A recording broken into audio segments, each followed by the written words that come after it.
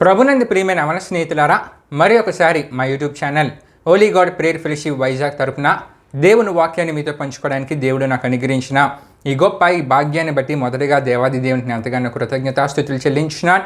మరి ప్రతి బుధవారం ప్రియమైన అవన స్నేహితులారా, మా YouTube channel Holi God prayer fellowship Vizag తరపున యవనస్తుల గుడికి మేము అప్లోడ్ చేయడం జరుగుతున్నది. ఈ యవనస్తుల గుడిక వీక్షిస్తున్నాం. మీ అందరికీ ఆశీర్వాదకరంగా ఉన్నదని మేము తలంచున్నాము. మీకు ఆశీర్వాదకరంగా ఉంటే కనుక మీరు వీక్షించడమే కాకుండా మీ తోటి స్నేహితులకు కూడా మా యూట్యూబ్ ఛానల్ పరిచయం చేయవలసిందిగా ప్రభువైన యేసుక్రీస్తు నామములో అందరినీ కోరుచున్నాను. తద్వారా దేవుడు మాకు ఇచ్చిన ప్రేరేపణలో నడిపింపబడుతున్న మా పరిచర్యలో మీరు కూడా పాలిభాగస్తులు కావాల్సిందిగా ప్రభువైన యేసుక్రీస్తు నామములో అందరినీ కోరుచున్నానండి. మరి ముఖ్యంగా ప్రియమైన అవన స్నేహితులారా, మరి ఈ వారం యవనస్తుల గుడిలో మనం ధ్యానం చేసుకునబోయే అంశము యవనుడా నీ యవన జీవితం దేని కొరకో నీకు తెలుసా అనే అంశ సందేశం నుండి దేవుని కనుసనల్లో కొనసాగించబడే జీవితాలు అనే అంశాన్ని గత అనేక వారాలుగా మనం ధ్యానం చేసుకుంటూ రావడం జరుగుతున్నది. ప్రియమైన అవన స్నేహితులారా, ఇందులో భాగంగా గత వారం మనం యెహోషువ కలిగి ఉన్న కొన్ని ఆత్మీయ విషయాలు మనం తెలుసుకోవడం జరిగినది. ఈ వారము దాని కొనసాగింపుగా మరికొన్ని ఆత్మీయ విషయాలు యెహోషువ దేవుని కొనసాగంలో తన జీవితాన్ని కొనసాగిస్తూ తన జీవితంలో తాను కలిగి ఉన్న మరికొన్ని ఆత్మీయ విషయాలు మీకు తెలియజేయాలని ఆశపడుచున్నాను. కాబట్టి ప్రియమైన అవన స్నేహితులారా, ఈ అంశ సందేశాన్ని వీక్షిస్తున్న మీ అందరూ ప్రతి ఒక్కరు అంశ సందేశాన్ని పూర్తిగా వీక్షించాలని ప్రభువైన యేసుక్రీస్తు నామములో అందరినీ కోరుచున్నానండి. మరి ముఖ్యంగా ప్రియమైన అవన స్నేహితులారా, విశ్వాసంతో నడిపింపబడుతున్న మా పరిచర్య కొరకు మీ అనుదిన ప్రార్థనలో జ్ఞాపకం చేసుకునవలసిందిగా ప్రభువైన యేసుక్రీస్తు నామములో అందరినీ కోరుచున్నాను. ప్రియమైన అవన స్నేహితులారా, మరి ఈ దిన ఈ యవనస్తుడి గుడికును ప్రారంభ ప్రార్థన మనం ప్రారంభించుకుందాం. అందరూ కళ్ళు మూసుకొని తల ఉంచుకొని ప్రార్థనలో నాతో పాటు ఏకీవించవలసిందిగా ప్రభువైన యేసుక్రీస్తు నామములో అందరినీ కోరుచున్నానండి. ప్రార్థన చేసుకుందాం. మహిమాస్వరూపైన మా ప్రభువా, జీవాధిపతి అనేసియా, నీ ఘనమైన నామానికే మహిమ ఘనత ప్రభావం చెల్లించినాం దేవా. ఈ దినంన ఈ సమయంలో జరుగుతున్న యవనస్తుడి గుడిని మీరు దీవించండి, ఆశీర్వదించండి. పాటలో వాక్యంలో ముగింపు ప్రార్థన అంతట్లో మీరు తోడైనండి. నీ నా మహిమార్థమే ఘనంగా అద్భుతంగా ఈ యవనస్తుడి గుడికి అంతా జరగడానికి మీరు కార్యం జరిగించండి. మరి ముఖ్యంగా ఈ యవనస్తుడి గుడికి వీక్షిస్తున్న ప్రతి యవన సహోదరిని మీరు దీవించండి, ఆశీర్వదించండి. వాళ్ళని ప్రోత్సహిస్తున్న వాళ్ళ తల్లిదండ్రులందరినీ మీరు దీవించండి, ఆశీర్వదించండి. వాక్యం ద్వారా మీరు వారితో మాట్లాడండి, వాక్యం ద్వారా మీరు వారిని దర్శించండి. అద్భుతమైన ఎన్నో ఆత్మీయ విషయాలు వాక్యం ద్వారా వారందరూ నేర్చుకుని తద్వారా ఆ ఆత్మీయ స్థితిగతులు వారి జీవితాల్లో కలిగి జీవిస్తూ నీ ద్వారా నిన్నైన ఆశీర్వాదాలు వారి జీవితంలో పొందుకుని మీరు కార్యం జరిగించండి. ఈ యవనస్తుడి గుడిగా ప్రారంభం నుండి ముందు వరకు మీరు తోడేయమని మీకే వేలాది వందనములు కృతజ్ఞతాస్తుతులు చెల్లిస్తూ యేసు పరిశుద్ధ నామములో అడిగి వేడుకొనుచున్నాం తండ్రి, ఆమేన్. దేవునికి స్తోత్రం. హల్లెలూయా, హల్లెలూయా. ప్రార్థనలో నాతో పాటు ఏకీవించిన మీ అందరిని బట్టి ప్రభుకి నేను ఎంతగానో కృతజ్ఞతాస్తుతులు చెల్లించున్నానండి. మరి ఈ సమయంలో మా సహోదరి బెస్లేలు ఒక ఆత్మీయ గీతాన్ని పాడతారు. తన ఆత్మీయ గీతాన్ని పాడుతున్న సమయంలో తనతో పాటు ఏకీవించి దేవుని నామాన్ని మహిమపరచవలసిందిగా ప్రభువైన యేసుక్రీస్తు నామములో అందరినీ కోరుచున్నాను. దేవునికి స్తోత్రం. హల్లెలూయా, హల్లెలూయా.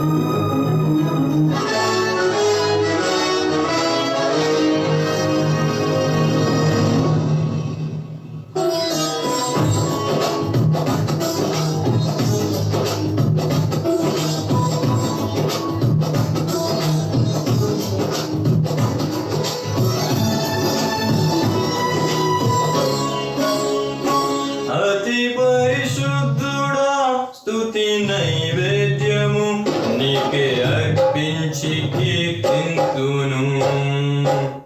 అతి పరిశుద్ధుడా స్తుతి నైవేద్యము నీకే అర్పించి కీర్తింతును.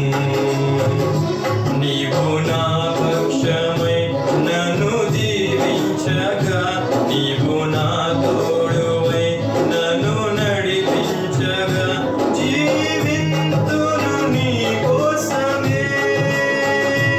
ఆశ్రయమైన నా యేసయ్యా, అతి పరిశుద్ధుడా స్తుతి నైవేద్యము నీకే అర్పించి కీర్తింతును. అతి పరిశుద్ధుడా స్తుతి నైవేద్యము నీకే అర్పించి కీర్తింతును.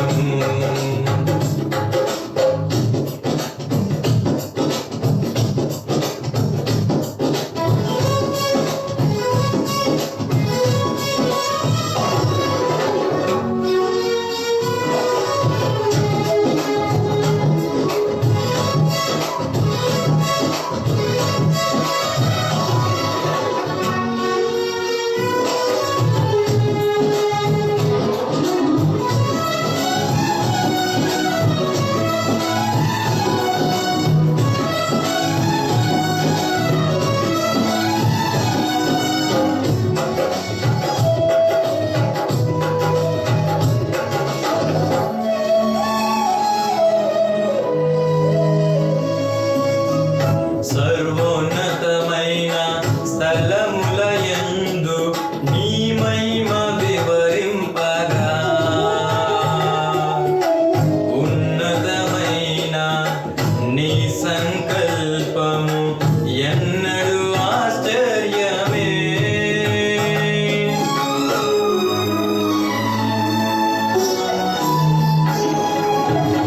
సర్వోన్నతమైన స్థలములయందు నీ మహిమ వివరింపగా ఉన్నతమైన నీ సంకల్పము ఎన్నడూ ఆశ్చర్యమే. ముందెన్నడూ చవి చూడని సరికొత్తదైన ప్రేమామృతం.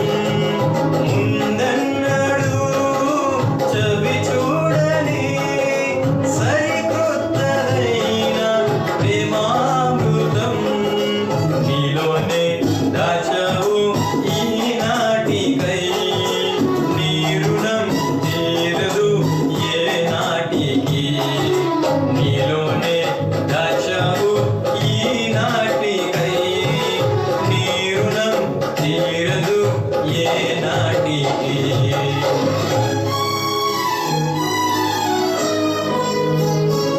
అతి పరిశుద్ధుడా స్తుతి నైవేద్యము నీకే అర్పించి కీర్తింతును. అతి పరిశుద్ధుడా స్తుతి నైవేద్యము నీకే అర్పించి కీర్తింతును. నీవు నా పక్షమై నన్ను దీవించగా, నీవు నా తోడువై నన్ను నడిపించగా, జీవింతును నీ కోసమే. ఆశ్రయమై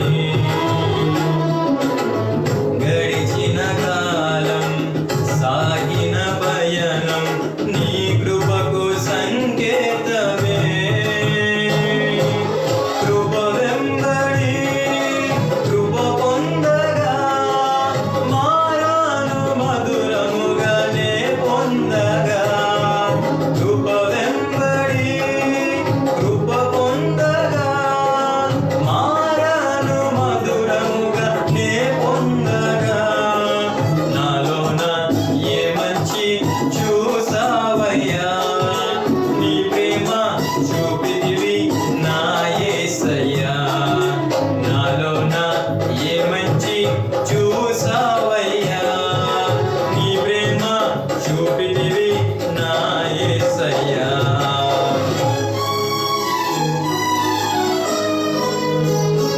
అతి పరిశుద్ధుడా స్తుతి నైవేద్యము నీకే అర్పించి కీర్తింతును. అతి పరిశుద్ధుడా స్తుతి నైవేద్యము నీకే అర్పించి కీర్తింతును. నీవు నా పక్షమై నన్ను దీవించగా, నీవు నా తోడువై నన్ను నడిపించగా, జీవింతును నీ కోసమే. ఆశ్రయమైన నా యేసయ్యా, అతి పరిశుద్ధుడా స్తుతి నైవేద్యము నీకే అర్పించి కీర్తింతును. అతి పరిశుద్ధుడా స్తుతి నైవేద్యము నీకే అర్పించి కీర్తింతును. చక్కని ఆత్మీయగీతం ద్వారా ప్రభు నామాన్ని గణపరిచిన మా సహోదరుడు బెస్లేని బట్టి ప్రభుకి నేను ఎంతగానో కృతజ్ఞతాస్తుతులు చెల్లించున్నానండి. మరి అదే సమయంలో తనతో పాటు ఏకీవించి దేవుని నామాన్ని మహిమపరిచిన మీ అందరిని బట్టి కూడా దేవునికి నేను ఎంతగానో కృతజ్ఞతాస్తుతులు చెల్లించున్నాను. దేవునికి స్తోత్రం. హల్లెలూయా, హల్లెలూయా. ప్రియమైన మన స్నేహితులారా, మరి ముఖ్య సమయంలోనికి మనం వచ్చాం. దేవుని యొక్క వాక్యాన్ని మనం ధ్యానం చేసుకుని పోతున్నాం. మీకు ముందుగానే తెలియజేసినట్లు ఈ వారం యవనస్తుడి కొడుకులో మనం ధ్యానం చేసుకుని పోయే అంశము, యవనుడా నీ యవన జీవితం దేని కొరకు నీకు తెలుసా అనే అంశ సందేశాన్ని మనం ధ్యానం చేసుకుని పోతున్నాం. ప్రియమైన యవన స్నేహితులారా, మరి అంశ సందేశంలో భాగంగా దేవుని కొనిసనల్లో కొనసాగించబడే జీవితాలు అనే అంశ సందేశాన్ని గత అనేక వారాలుగా మనం ధ్యానం చేసుకోవడం జరుగుతున్నది. ప్రియమైన యవన స్నేహితులారా, మరి దేవుని కొనిసనల్లో కొనసాగించబడే జీవితాలు ఎలా ఆశీర్వదించబడతాయో కూడా తెలుసుకున్నాం. అంతేకాకుండా ఒకవేళ దేవుని కొనిసనల్లో జీవితాలు కొనసాగించకపోతే వారి జీవితాలు ఎటువంటి పరిస్థితులకు దారితీస్తాయి, వారి వలన ఇతరులకు ఎటువంటి పరిస్థితులు, ఎటువంటి సమస్యలు కలుగుతాయో కూడా ఈ అంశ సందేశంలో మనం తెలుసుకోవడం జరిగినదండి. దేవునికి స్తోత్రం. హల్లెలూయా, హల్లెలూయా. అయితే ప్రియమైన యవన స్నేహితులారా, గత కొన్ని వారాలుగా మరి దేవుని కొనిసనల్లో తన జీవితాన్ని కొనసాగించిన యెహోషువ దేవుని కొనిసనల్లో తన జీవితాన్ని కొనసాగిస్తూ కొన్ని ఆత్మీయ స్థితిగతులు కూడా తన జీవితాల్లో కలిగి ఉన్నాడండి.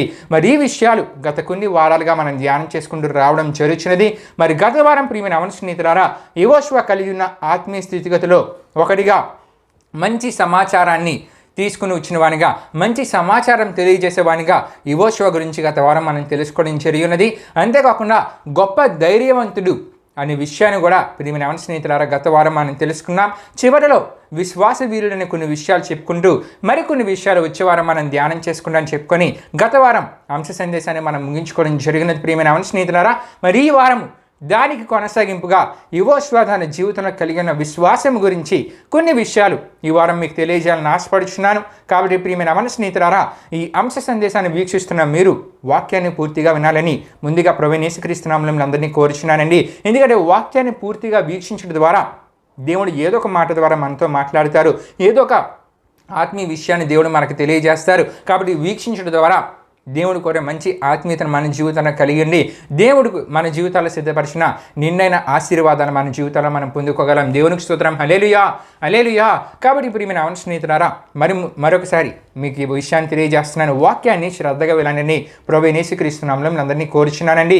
అయితే ప్రియమైన యవన స్నేహితులారా, ఈరోజు మీకు ముందుగానే తెలియజేసినట్లు యెహోషువలో ఉన్న గొప్ప విశ్వాసం గురించి ఈ దిన యవనస్తుడి గుడిలో మీకు తెలియజేయాలని ఆశపడుచున్నానండి. యెహోషువ యొక్క విశ్వాసం ఎంత గొప్పదో మనం తెలుసుకోవాలంటే ముందుగా దేవుని వాక్యం నుండి యెహోషువ గ్రంథము 14వ అధ్యాయము 7-8 వచనాలు మనం చదువుకుంటే కనుక కొన్ని విషయాలు అక్కడ మనకు కనబడుతుంటాయి. ఆ వాక్య భాగాన్ని మీ కొరకు నేను చదువుచున్నాను. ప్రియమైన యవన స్నేహితులారా, యెహోషువ గ్రంథము 14వ అధ్యాయం 7-8 వచనాల్లో ఈ విధంగా రాయబడి ఉన్నది. ఇశ్రాయేలీల సర్వ సమాజముతో మేము సంచరించి చూసిన దేశము మిక్కిలి మంచి దేశము. యెహోవా మన యందు ఆనందించిన ఎడల ఆ దేశంలో మనల్ని చేర్చి దానిని మనకిచ్చును, అది పాలు తేనెలు ప్రవహించు దేశమని అక్కడ యెహోషువ గ్రంథము 14వ అధ్యాయం 7-8 వచనాల్లో మనం చూడగలం. దేవునికి స్తోత్రం. హల్లెలూయా, హల్లెలూయా. ఈ మాటలు, ఈ విశ్వాసపు మాటలు యెహోషువ కాలేబులు ఎవరికి తెలియజేస్తున్నారంటే మోషేకి, అంతేకాకుండా ఇశ్రాయేలీల సర్వ సమాజానికి యెహోషువ కాలేబు ఈ సమాచారాన్ని తెలియజేస్తున్నట్లు అక్కడ మనకు కనబడుతుందండి. అయితే ప్రియమైన అవును స్నేహితులారా, ఈ వాక్య భాగాన్ని కొంత లోతుగా మీకు తెలియజేయాలని ఆశపడుచున్నానండి. మొదటగా ఈ వాక్య భాగంలో మనం చూసుకుంటే కనుక యెహోషువ ఏమంటున్నాడంటే, మిక్కిలి మంచి దేశము. ఏ దేశం గురించి చెప్తున్నారంటే, వారు అడుగు పెట్టబోయే, దేవుడు వారి కొరకు వాగ్దానం చేసిన పాలు తేనెలు ప్రవహించు దేశము మిక్కిలి మంచి దేశమని మంచి సమాచారం యెహోషువ కాలేబులు అక్కడ మోషేకి, అంతేకాకుండా ఇశ్రాయేలు సర్వ సమాజానికి తెలియజేస్తున్నారండి. రెండవదిగా మనం చూసుకుంటే, ఆ దేశంలో యెహోవా ఒకవేళ మన యందు ఆనందిస్తే కనుక ఆ దేశంలో యెహోవా మనల్ని చేర్చి ఆ దేశాన్ని దేవుడు మనకి ఇస్తారని చెప్పి గొప్ప విశ్వాసముతో యెహోషువ ఆ సందర్భంలో మోషేకి, ఇశ్రాయేలు సర్వ సమాజానికి తెలియజేస్తున్నట్లు ఆ సందర్భాన్ని బట్టి మనం అర్థం చేసుకోగలం. దేవునికి స్తోత్రం. హల్లెలూయా, హల్లెలూయా. అయితే ప్రియమైన అవును స్నేహితులారా, ఈ మాటలు మనం క్లియర్గా చూసుకుంటే కనుక మనలను చేర్చి దానిని మనకి ఇచ్చిన, అంటే పాలు తేనెలు ప్రవహించే దేశాన్ని దేవుడు మనకి ఇవ్వబోతున్నారనే ఒక గొప్ప విశ్వాసపు మాట యెహోషువ అక్కడ ఇశ్రాయేలుకి, మోషేకి తెలియజేస్తున్నాడండి. అంటే యెహోషువలో ఉన్న గొప్ప విశ్వాసం ఈ మాట ద్వారా మనం అర్థం చేసుకోగలం. ఎందుకు ఈ సందర్భంలో ఈ మాటని పదే పదే మీకు తెలియజేస్తుందంటే, ఇంకా వారు పాలు తేనెలు ప్రవహించి కానాని దేశంలోనికి ప్రవేశించలేదు, ఇంకా అక్కడికి వారు చేరుకోలేదు, దాన్ని వారు పొందుకోలేదు. అయితే ప్రవేశించడం, అంతేకాకుండా పొందడం, అనుభవించడం ఇవి కూడా అంత సులభమైన పని కానే కాదండి. ఎందుకంటే ప్రియమైన అవును స్నేహితులారా, ముందుగా వాగ్దాన దేశమైన కానాన్ని వారు పొందుకోవాలంటే ఎన్నో రాజ్యాలను వారు జయించాలి, ఎంతోమంది రాజులను వారు ఓడించాలి. అంతేకాకుండా వారి మార్గంలో వారు యోర్దాని నదిని దాటాలండి. అంతేకాకుండా ఇవన్నీ దాటి ఎంత కష్టపడి జయించిన తర్వాత కానాన్లో ప్రవేశించాక అక్కడ ఉన్న 7 ప్రధానమైన జాతులను మరలా ఏం చేయాలి, వీరు జయించాలి. అంతేకాకుండా అక్కడ నివసిస్తున్న అక్రమదారులైన మరి 7 జాతులను వెళ్ళగొట్టి అప్పుడు ఆ కానాని దేశాన్ని స్వాధీనపరచుకోవాలండి. ఇదంతా ఈ ప్రాసెస్ అంతా చూసుకుంటే కనుక అంత సులభమైన పని కానే కాదు. దేవునికి స్తోత్రం. హల్లెలూయా, హల్లెలూయా. నిజమే ప్రియమైన అవును స్నేహితులారా, మన జీవితాల్లో మనం ఆలోచించుకుంటే ఏదైనా ఒక పనిని ప్రారంభించినప్పుడు మనకు ముందుగానే తెలుసు ఇన్ని అడ్డంకులు ఏర్పడతాయని. అన్ని అడ్డంకులు ఎక్కడ ఏర్పడతాయనే విషయం మనకు తెలిసినప్పుడు మనలో ఆ పని చేయడానికి కొంత అవిశ్వాసం, అపనమ్మకం అనేది చాలామందిలో ఎదురవుతుంటుంది. అది నేను చేయగలనా, ముందు చూస్తే ఇన్ని అడ్డంకులు ఉన్నాయి, అక్కడికి నేను చేరుకోగలనా, ఇదంతా నేను కరెక్ట్గా చేయగలనా అని చెప్పి చాలామందిలో అవిశ్వాసము, అపనమ్మకం ఉంటుంది. ఇదే సందర్భంలో మనం చూసుకుంటే కనుక యెహోషువ కాలంలో, అంటే ఆ సందర్భాన్ని మనం ఆలోచిస్తే ఆ సందర్భంలో కూడా ముందు ఎదురయ్యే పరిస్థితులను చూసి చాలామంది ఇశ్రాయేలులో ఆ అవిశ్వాసము, అపనమ్మకం అనేది ఉంటుంది. కానీ యెహోషువని ఇక్కడికి మనం చూడగలం. ప్రియమైన అవును స్నేహితులారా, గొప్ప విశ్వాసంతో అంటున్నాడు, దేవుడే మనల్ని అక్కడ చేర్చి దేవుడే మనకి దాన్ని దయచేయబోతున్నారనే గొప్ప విశ్వాసంతో యెహోషువ సందర్భంలో అంటున్నట్లు మనం చూడగలం. దేవునికి స్తోత్రం. హల్లెలూయా, హల్లెలూయా. ప్రియమైన అవును స్నేహితులారా, చాలామందికి ఇటువంటి సందర్భాల్లో విశ్వాసపు మాటల కన్నా అవిశ్వాసపు మాటలు, అపనమ్మకమైన మాటలే వారి నోటి నుండి వస్తూ ఉంటాయి. కానీ అక్కడ మనం చూడగలం ఎందుకు అటువంటి మాటలు మాట్లాడుతూ ఉంటారంటే, ఇంకా అవి ఏమీ జరగలేదు, జరుగుతాయని ఒక నమ్మకం కూడా చాలామందిలో ఉండదు. కానీ ఇక్కడ యెహోషువలో మనం చూడగలం గొప్ప విశ్వాసి, దేవుడు తనకు తోడుగా ఉన్నాడు, దేవుడే చేరుస్తారనే విశ్వాసం ఉంది. కాబట్టి యెహోషువ గంభీరంగా అక్కడ ఒక విషయాన్ని చెప్తున్నాడు. ఏంటంటే, దేవుడే మనల్ని అక్కడికి చేర్చి దేవుడే మనకు అది దయచేయబోతున్నారు, పాలు తేనెలు ప్రవహించే దేశాన్ని దేవుడే మనకు ఇవ్వబోతున్నారని ఒక గొప్ప విశ్వాసంతో అక్కడ మోషేతోనూ ఇశ్రాయేలుతోనూ ఆ మాట తెలియజేస్తున్నాడండి. ఇంత గొప్ప విశ్వాసం యెహోషువకి ఎలా కలిగిందని మనం ఆలోచిస్తే కనుక తాను విశ్వసించిన దేవుని వలన విషయాన్ని తప్పక మనం తెలుసుకోవాలి. దేవునికి స్తోత్రం. హల్లెలూయా, హల్లెలూయా. తాను విశ్వసించిన దేవుని వల్లనే యెహోషువలో ఎంత గొప్ప విశ్వాసం కలిగిందండి. ఎందుకంటే నరుల విశ్వాసానికి, ఇశ్రాయేలుల విశ్వాసానికి కారణమైన వాడు నరుడు కాదు, ఒక మనిషి ఇశ్రాయేలు విశ్వాసానికి కారకుడు కాదు, దేవుడు మాత్రమే ఇశ్రాయేలు విశ్వాసానికి కారకుడు. ఎందుకంటే ఆయనకు అసాధ్యమైనదంటూ ఏమీ లేదు, ఆయనకు సమస్తము సాధ్యమే. దేవుడు ఎటువంటి కార్యాన్నైనా చేయగలరనే విశ్వాసము అక్కడ యెహోషువలో మనం చూడగలం. ఎందుకంటే ప్రియమైన అవును స్నేహితులారా, దేవుని గురించి క్లియర్గా అర్థం చేసుకున్నాడు కాబట్టి ఏ కార్యమనే దేవుడు చేయగలడు, దేవునికి అసాధ్యమైనదంటూ ఏమీ లేదనే విషయము యెహోషువ గ్రహించాడు. కాబట్టి తన ముందు ఎన్ని అడ్డంకులున్నా, ఎటువంటి పరిస్థితులు తన ముందు కనబడుతున్నా సరే గొప్ప విశ్వాసంతో అనగలుగుతున్నాడు, పాలు తేనెలు ప్రవహించే దేశానికి దేవుడు మనల్ని చేర్చబోచున్నారని. దేవునికి స్తోత్రం. హల్లెలూయా, హల్లెలూయా. మనం విశ్వసిస్తున్న దేవుడండి అసాధ్యమైన కార్యాలని సాధ్యపరచగల దేవుడు.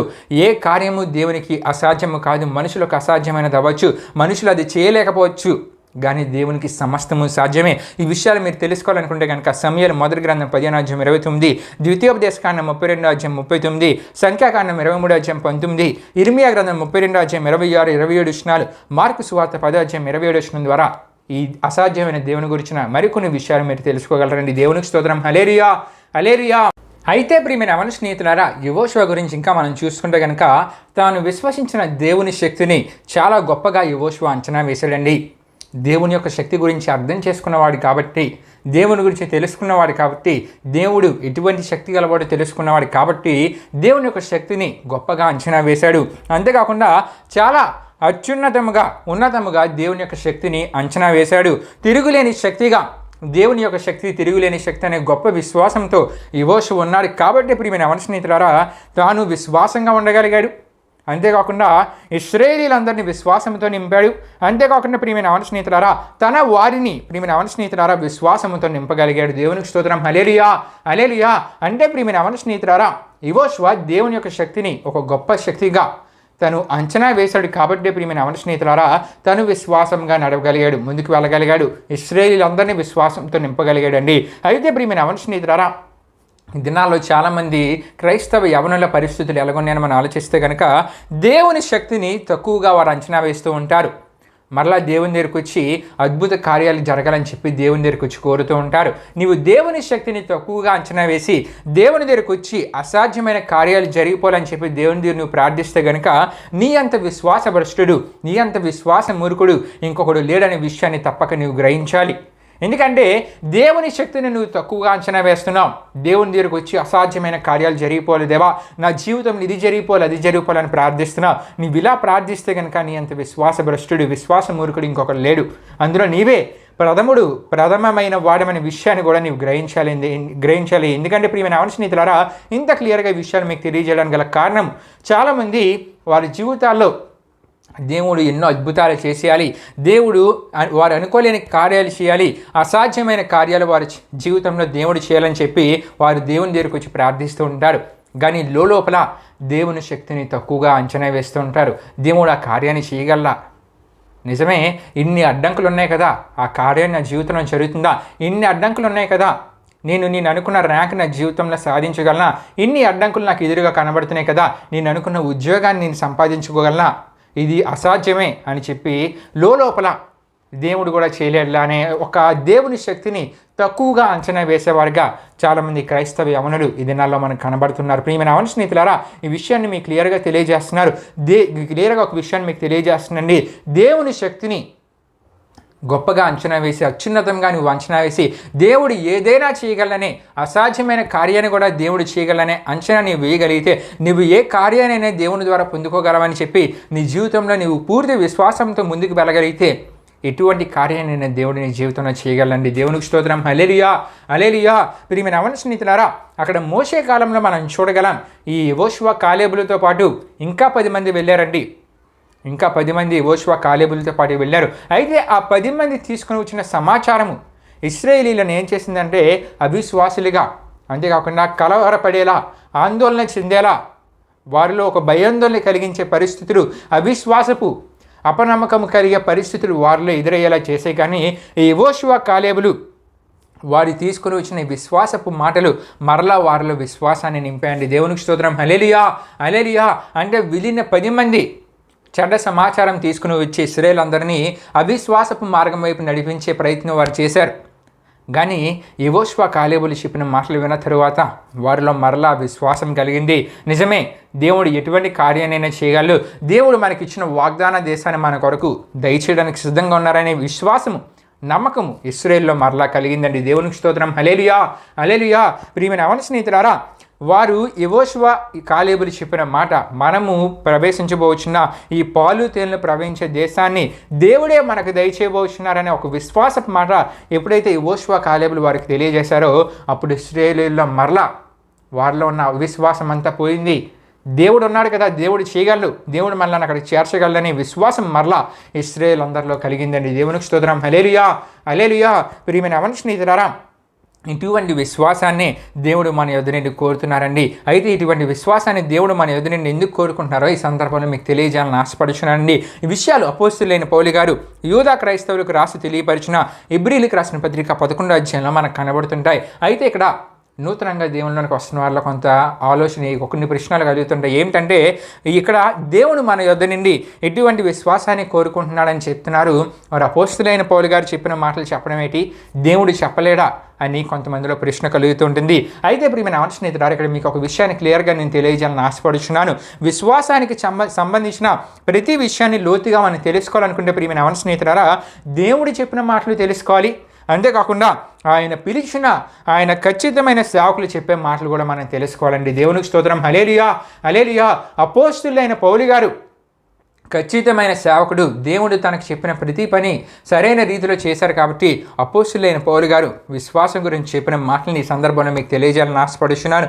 దేవుని ప్రత్యక్షత ద్వారా ఆయన సేవా పిలుపుని పొందుకొని ఆనాడు అంతర్జాతీయ వర్తమానికునిగా వాడబడిన అపోస్తులైన పౌలు గారు దేవుని ఆత్మ మూలంగా విశ్వాసమును గురించి ఆనాడు యూదా క్రైస్తవులకు ఈ హెబ్రీయులకు రాసిన పత్రిక 11వ అధ్యాయంలో ఎన్నో అద్భుతమైన విషయాలు రాసి తెలియజేసినట్లు ఆ హెబ్రీయులకు రాసిన పత్రిక 11వ అధ్యాయంలో మనం చూడగలమండి. అయితే ఈ సందర్భంలో మొదటిగా హెబ్రీయులకు రాసిన పత్రిక 11వ అధ్యాయం 1వ వచనాన్ని మీకు తెలియజేయాలని ఆశపడుతున్నాను. అక్కడ ఏమని రాయబడి ఉంటుందంటే, విశ్వాసం అనున్నది నిరీక్షింపబడు వాడి యొక్క నిజస్వరూపము అదృశ్యమైనవి ఉన్నవనటకు రుజువునే ఉన్నదని అక్కడ అపోస్తులైన పౌలు గారు రాసి తెలియజేస్తున్నారండి. దేవునికి స్తోత్రం. హల్లెలూయా, హల్లెలూయా.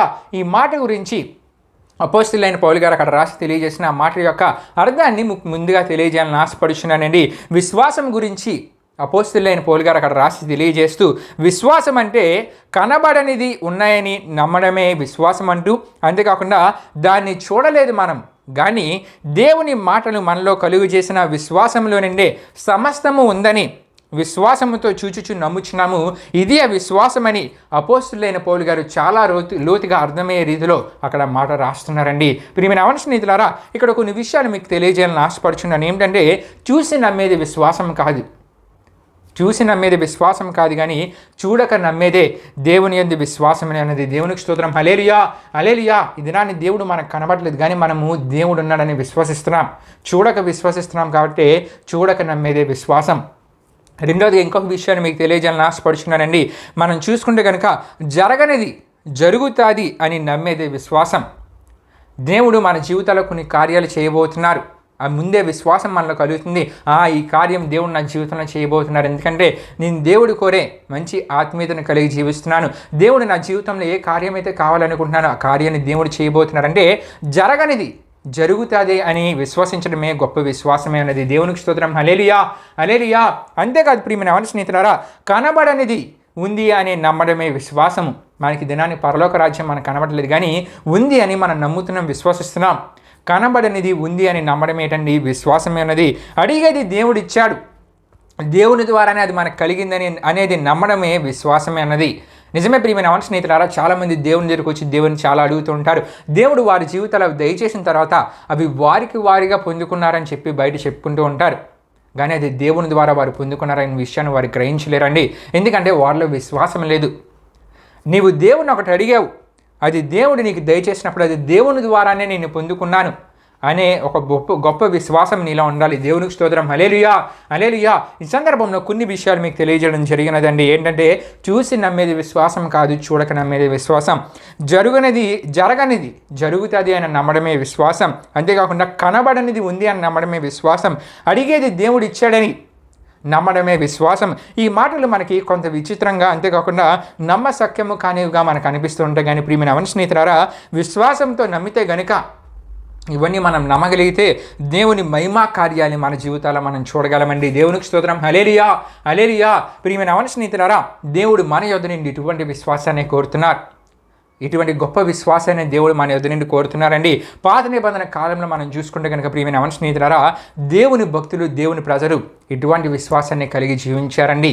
అందులో మొదటిగా మనం చూడగలం ఆదాము అవల రెండవ కుమారుడైన ఏబేలు గురించి మనం చూసుకుంటే ప్రియమైన స్నేహితులారా, అపోస్తులైన పౌలు గారు ఇక్కడ విశ్వాసం గురించి తెలియజేస్తూ ఏబేలు గురించి కూడా ఇక్కడ చెప్తున్నారండి. ఏమని ఉన్నారంటే, ఏబేలు విశ్వాసమును బట్టి కయీను కంటే, ఈ కయీను ఎవరంటే ఏబేలు యొక్క అన్న. అపోస్తులైన పౌలు గారు ఏమంటున్నారంటే, ఏబేలు విశ్వాసమును బట్టి కైను కంటే. ఈ కైను ఏబేలు అన్నదమ్ములు. అయితే ప్రియమైన అవన స్నేహితులారా, ఈ అన్న కంటే తమ్ముడగు ఏబేలే శ్రేష్టమైన బలి దేవునికి అర్పించనని అపోస్తులైన పౌలు గారు ఎబ్రీయులకు రాసిన పత్రిక 11:4 తెలియజేస్తున్నారండి. దేవునికి స్తోత్రం. హల్లెలూయా, హల్లెలూయా.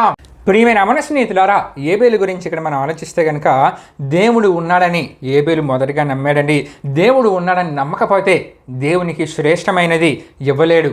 కానీ ప్రియమైన అమన స్నేహితులారా, ఏబేలు దేవుడు ఉన్నాడని నమ్మాడు గనుకనే శ్రేష్టమైన దేవునికి ఇవ్వగలిగాడు. అయితే ప్రియమైన అమన స్నేహితులారా, ఏబేలు వలె దేవుడు ఉన్నాడనే బలమైన దృఢమైన విశ్వాసం మనలో ఉంటే కనుక ఏబేలు వలె శ్రేష్టమైనవి దేవునికి మనం ఇవ్వగలమండి. దేవునికి స్తోత్రం. హల్లెలూయా, హల్లెలూయా. ఈ దినాల్లో దేవునికి ఇచ్చే దాంట్లో చాలామంది ఎలా ఉంటూ ఉంటారంటే వారు శ్రేష్టమైనది ఉంచుకుంటూ ఉంటారు.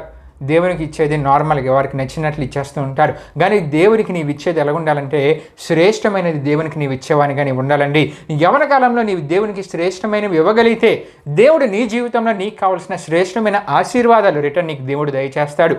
కాబట్టి ప్రియమైన అవన స్నేహితులారా, ఇక్కడ ఏబేలు వలె గొప్ప విశ్వాసం కలిగి దేవునికి శ్రేష్టమైనది ఇచ్చే వానిగా మన జీవితాల మన యవన కాలంలో ఉండగలిగితే దేవుని ద్వారా శ్రేష్టమైన ఆశీర్వాదాలు మన జీవితాల్లో మనం పొందుకోగలం. కానీ ఈ దినాల్లో చాలామంది యవనులను మనం చూసుకుంటే యవన బిడ్డలు యవనస్తులను మనం చూసుకుంటే కనుక ప్రియమైన అవన స్నేహితులారా, వారి యొక్క ఆత్మీయ జీవితాలు వారి యొక్క భక్తి జీవితాలు ఎలాగుంటూ ఉంటాయంటే వారిలో విశ్వాసం అనేది ఉండదు. అవిశ్వాసం. ఎటువంటి అవిశ్వాసం అంటే ఎటువంటి అపనమ్మకం అంటే వారి తల్లిదండ్రులు ఏదో ఒక భక్తి చేస్తున్నారు, ఎవరో ఒక దేవుడిని వారు ప్రార్థిస్తున్నారు కాబట్టి వారు ఏదో విశ్వాసం కలిగి ఉన్నారు, మనం అలాగే ఉందాంలే అని చెప్పి వారిలో కొంత అవిశ్వాసం. అంతేకాదు ప్రియమైన అవన స్నేహితులారా, వారు ఇంకెలాగ ఉంటూ ఉంటారంటే నిజంగా దేవుడు ఉన్నాడో లేదో, ఒకవేళ దేవుడు ఉంటే మనల్ని కాపాడుతారులే, లేకపోతే ఏదో అయిపోద్దిలే అనే అవిశ్వాసం వారిలో ఉంటూ ఉంటుందండి. అంతేకాదు ఇంకా వారు ఎలాగ ఆలోచిస్తూ ఉంటారంటే వాళ్ళ తల్లిదండ్రులు ఏదో నామమాత్రంగా భక్తి చేస్తున్నారు, మనము కూడా అలా ఉంటే సరిపోద్దులే అని చెప్పి ఇటువంటి అవిశ్వాసపు భక్తి జీవితాన్ని చాలామంది యవనస్తులు కలిగి దినాల్లో జీవిస్తూ ఉన్నారండి. ఒకవేళ ఇటువంటి అవిశ్వాస భక్తి జీవితం నీలో కూడా ఉందా, నీ పరిస్థితులు ఏ విధంగా మారిపోతాయో నీకు తెలియదు. ఎందుకంటే దేవుడు నీ నిన్ను కోరేది విశ్వాసము. దేవుడు ఉన్నాడనే విశ్వాసం దేవుడు నిన్ను కోరుతున్నాడు. అంతేకాకుండా దేవుడు నిన్ను కాపాడగలనే విశ్వాసాన్ని దేవుడు నిన్ను కోరుతున్నారండి. అయితే ఈ దినాల్లో చాలామంది యవనస్తుల జీవితం ఎలా లేదు, వారిలో అవిశ్వాసం పెరిగిపోయి వారికి ఇంకా భక్తి జీవితం లేదు, దేవుడు అంటే భయం వారిలో లేదు, వారికి నచ్చినట్లు వారు జీవిస్తూ ఉంటారు. వారి జీవిత విధానం ఎలాగుంటుందంటే కాలేజ్కి వెళ్తున్నానని చెప్పి తల్లిదండ్రులు చెప్పి కాలేజీకి బయలుదేరుతారు, కానీ కాలేజ్ లోపలికి వారు ఎంటర్ అవ్వరండి. వారు కాలేజ్ దగ్గరికి వచ్చి అక్కడి నుండి అక్కడికో బయటికి వెళ్ళిపోతూ ఉంటారు. మరలా లంచ్ టైంకి వచ్చినప్పటికీ లంచ్ టైంకి ఏదో ఆటలకి వెళ్ళి బయటని తినేయడం, మరలా బయటని తిరగడం, మరలా సాయంత్రం కరెక్ట్గా కాలేజ్ వదిలే సమయానికి మరలా కాలేజ్ దగ్గర చేరుకొని స్టూడెంట్స్ అందరితో కలిసి మరలా ఇంటికి వచ్చేస్తూ ఉంటారు. అంటే ఇక్కడ వీళ్ళు వారిని వారు మోసపరుచుకుంటూ ఉన్నారు, తల్లిదండ్రులను మోసం చేస్తున్నారు, కాలేజ్ ఫ్యాకల్టీని వారు మోసం చేస్తున్నారు, అంతేకాకుండా వారు చదువుతున్న ఎడ్యుకేషన్ కూడా వారు మోసం చేస్తున్నారు. ఇటువంటి అవిశ్వాసులు వారికి నచ్చినట్లు వారు జీవించే వారి గురించి బైబిల్ ఏమని సెలవిస్తుందంటే ప్రియమైన అవన స్నేహితులారా, గలతీయులకు రాసిన పత్రిక 6:7 మనం చూసుకుంటే కనుక మోసపోకిడి దేవుడు విక్రింపబడు, మనుషుడు ఏమి విత్తునో ఆ పంటనే కోయినని అపోస్తులైన పౌలు గారు అక్కడ రాసి తెలియజేస్తున్నారు. అంటే ప్రియమైన అవన స్నేహితులారా, నీవు ఏదైతే విత్తుతావో అదే నీవు కోస్తావంట. అంటే ప్రియమైన అవన స్నేహితులారా, నీ యవ్వన కాలంలో నీలో ఉన్న కామ కోరికల విషయమే నిగ్రహం లేకుండా తల్లిదండ్రుల నమ్మకత్వాన్ని అక్కడ మోసం చేస్తూ పోకిరి యవన స్నేహితులతో చెడు స్నేహాలతో శరీరం అంతా కామాన్ని, అంతేకాకుండా డబల్ మీనింగ్ మాటలు ఇవన్నీ నీ జీవితంలో నింపుకొని వ్యసనపరులైన స్నేహితులతో కలిసి రహస్య చీకటి జీవితాన్ని నీవు అనుభవిస్తున్నావు, రహస్య చీకటి జీవితంలో నీవు ఉన్నావా?